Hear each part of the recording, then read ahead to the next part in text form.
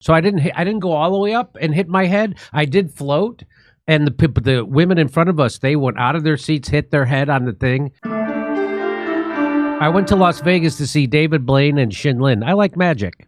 Yeah. And I know that's not cool. It's not hip to say that you like magic. It's very cool. I like magic, and I like impressionists. Yeah.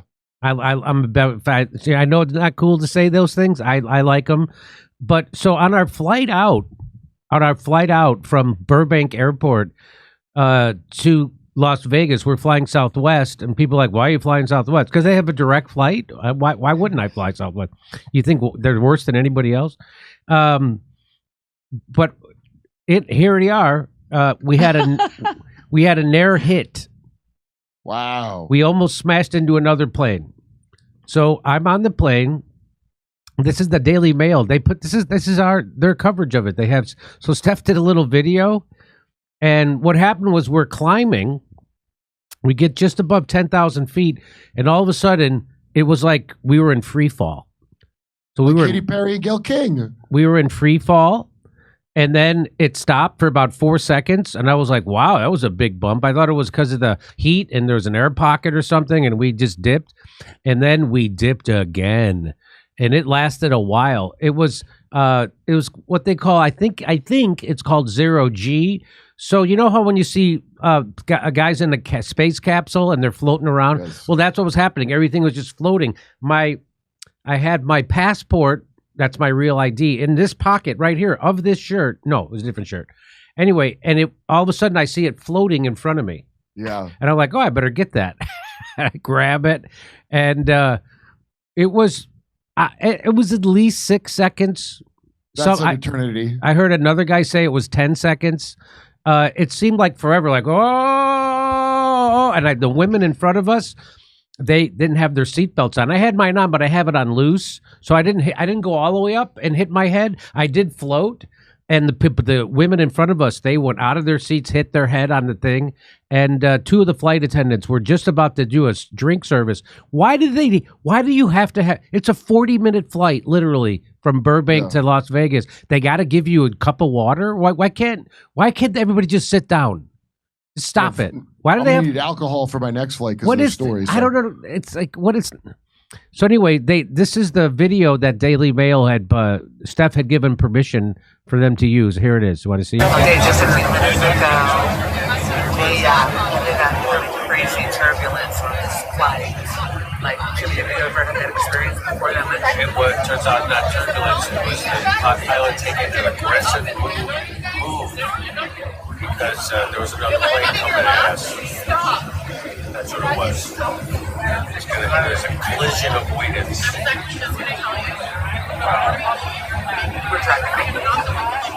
Steph gets it in. She gets the joke in. We're driving home. We didn't. We took another plane home because we're crazy. So, wait! Don't bury the lead. What genders were the pilots?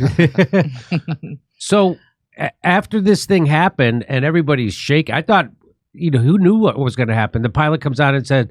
And it took forever. It felt forever for the pilot to come on. It took at least a couple of minutes for the pilot to come on. I'm sure he was screaming at air traffic control.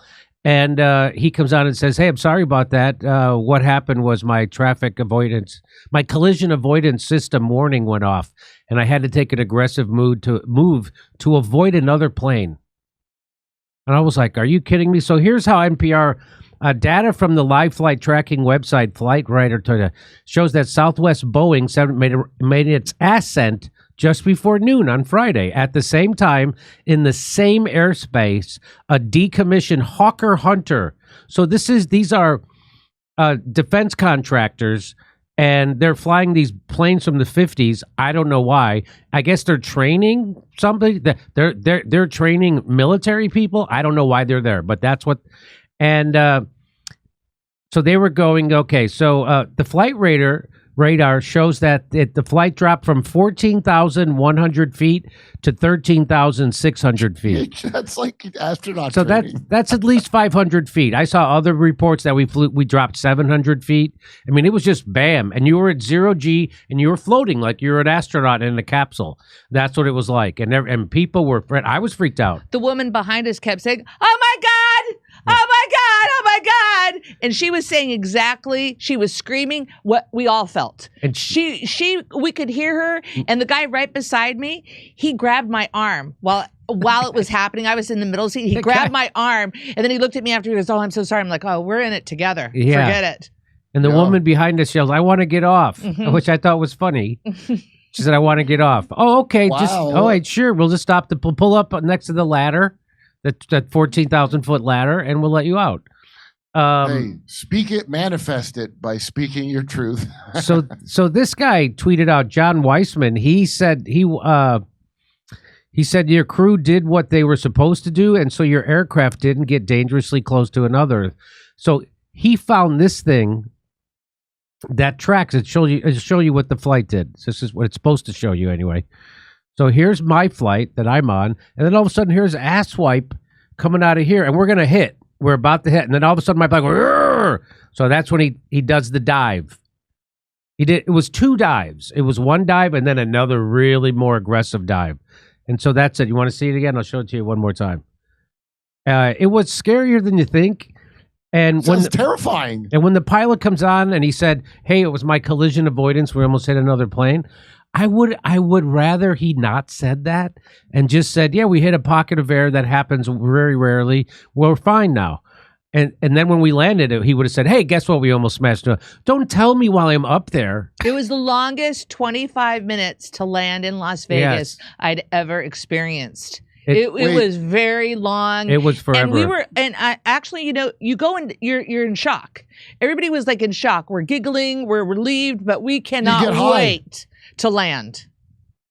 Yep, makes you high. So here, but wait, did you ever get your water? We did not. So here's how NBC. So everybody called me. NBC, CNN, CBS Morning Show on Saturday, the NPR. Everybody. Chris Cuomo called me 3 times. Not himself personally, but his producer. We want you to come on the show. And I said that was the only one I entertained going on because I wanted to punk him, I was going to say something like, hey, Chris, whatever. How come you got away with pretending you were hiding in your basement during COVID? That you made all that shit up. Yeah. But I was like, I don't want to do that. I didn't feel like doing that. I didn't want to punk him. I mean, I did. You don't want to be killed again on a plane by a Lockheed Martin defense drone. Listen, however Jimmy goes, it was murder, everyone. Not good trouble for me. Even if I die because of my own bad habits, know that I was murdered and it is a conspiracy.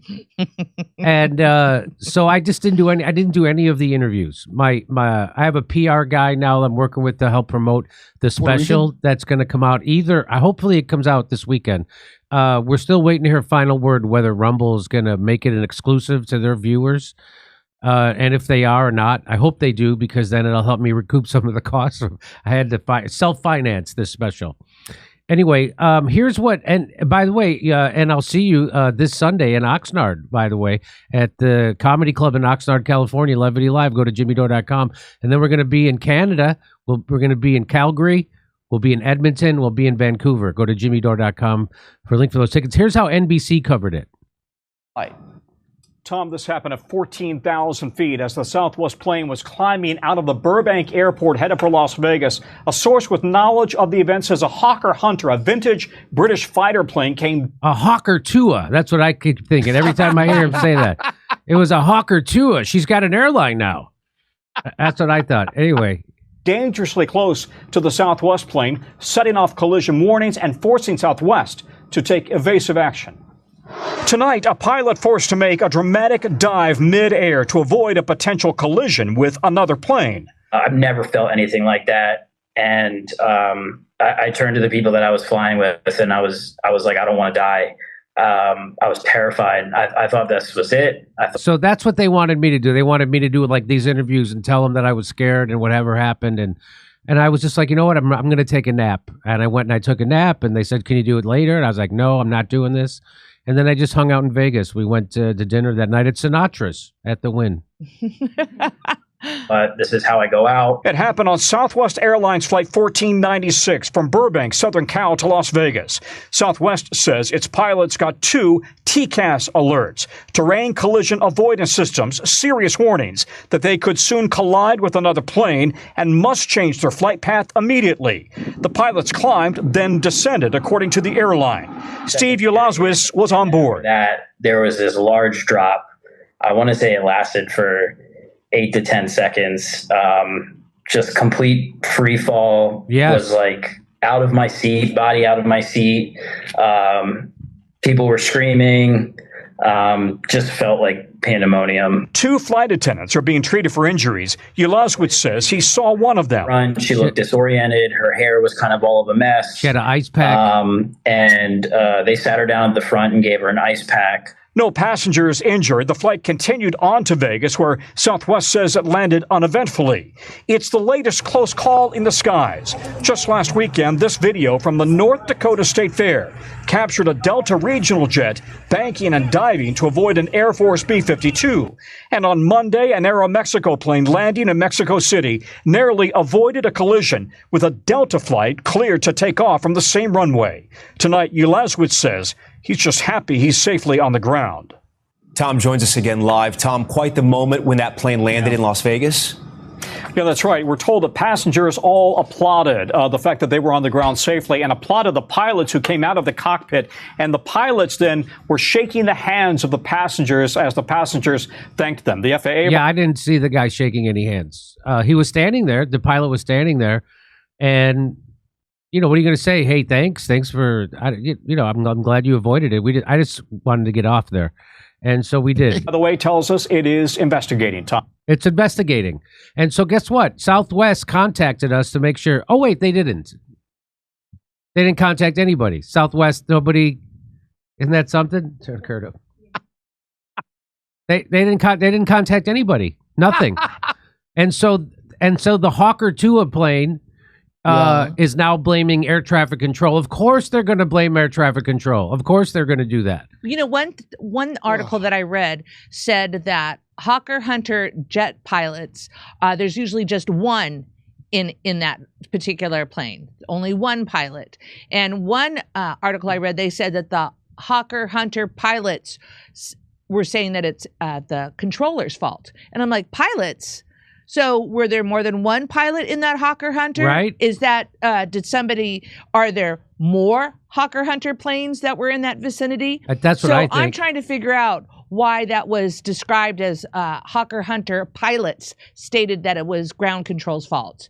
And I wanted to know, come on, why are those Hawker Hunter pilots doing something? What are they doing flying? What's going on? What kind of training is happening? Why do you need to do training in a commercial air zone? And somebody was saying, oh, they can fly anywhere that they want. Hey, maybe they feel the need for speed. You saw Top Gun. Yeah, I saw it. So anyway, it was very harrowing. And to think that just to experience that kind of weightlessness and that kind of, I mean, it's the worst. Think of the worst turbulence you've ever been in. It was way worse. Well, you know what's weird, Jimmy, is I actually felt closer to Lauren Sanchez at that moment. I think we all are thinking about them right now in light of this, because that's basically their what bravery. they did. The bravery. What they went through. They didn't thank the pilot either. No. So anyway, so that's what happened, and it was scary as hell. We didn't get Southwest has not contacted anybody, and I don't know if it's traumatized. I feel traumatized. Honest to God, I do. So we went to the Sphere the next day. We went to the Sphere, and the Sphere has this great show. What is it? Postcards from Earth or something like that. But there's an interactive moment where the chairs shake. The chairs shake, and it feels like you're floating. Maybe before I would have enjoyed it. Yeah, it felt like I was going to fall over a mountain, and I was like, "Oh my God!" It repressed memory, and anyway, and it was it kind of. I'm like, oh, I think I do have PTSD a little bit.